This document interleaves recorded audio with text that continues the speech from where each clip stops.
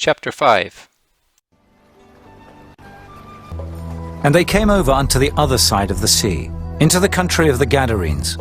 And when he was come out of the ship, immediately there met him out of the tombs a man with an unclean spirit, who had his dwelling among the tombs.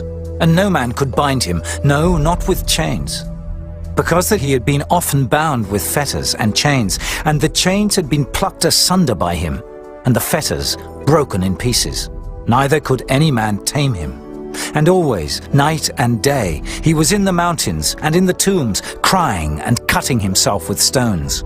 But when he saw Jesus afar off, he ran and worshipped him, and cried with a loud voice and said, What have I to do with thee, Jesus, thou Son of the Most High God?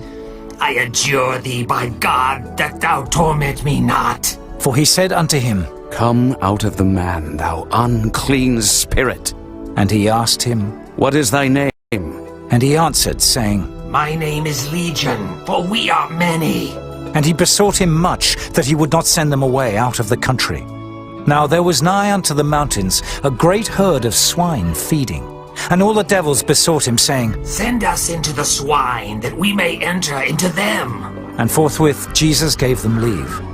And the unclean spirits went out, and entered into the swine. And the herd ran violently down a steep place into the sea.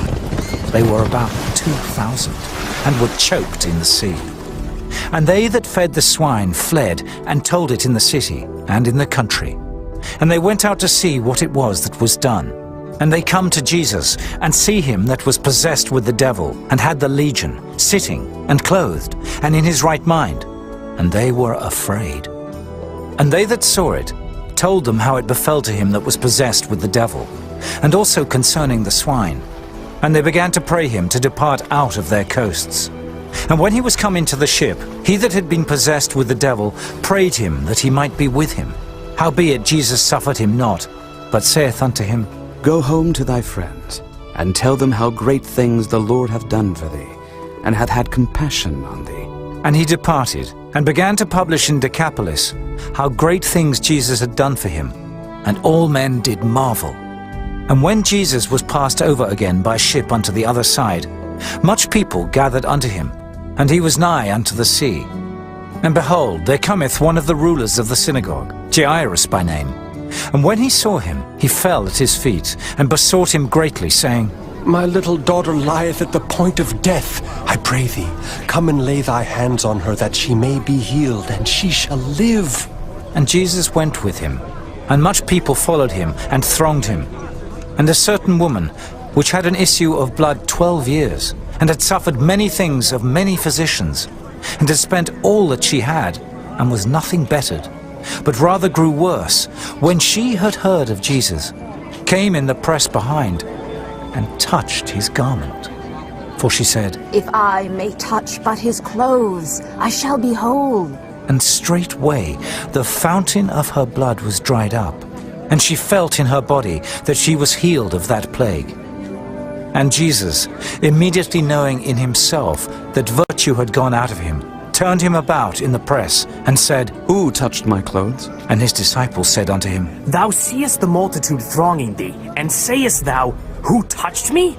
And he looked round about to see her that had done this thing. But the woman, fearing and trembling, knowing what was done in her, came and fell down before him, and told him all the truth. And he said unto her, Daughter, thy faith hath made thee whole. Go in peace, and be whole of thy plague. While he yet spake, there came from the ruler of the synagogue's house certain which said, Thy daughter is dead. Why troublest thou the master any further? As soon as Jesus heard the word that was spoken, he saith unto the ruler of the synagogue, Be not afraid, only believe. And he suffered no man to follow him, save Peter and James and John the brother of James. And he cometh to the house of the ruler of the synagogue, and seeth the tumult, and them that wept and wailed greatly. And when he was come in, he saith unto them, Why make ye this ado, and weep? The damsel is not dead, but sleepeth. And they laughed him to scorn. But when he had put them all out, he taketh the father and the mother of the damsel, and them that were with him, and entereth in where the damsel was lying.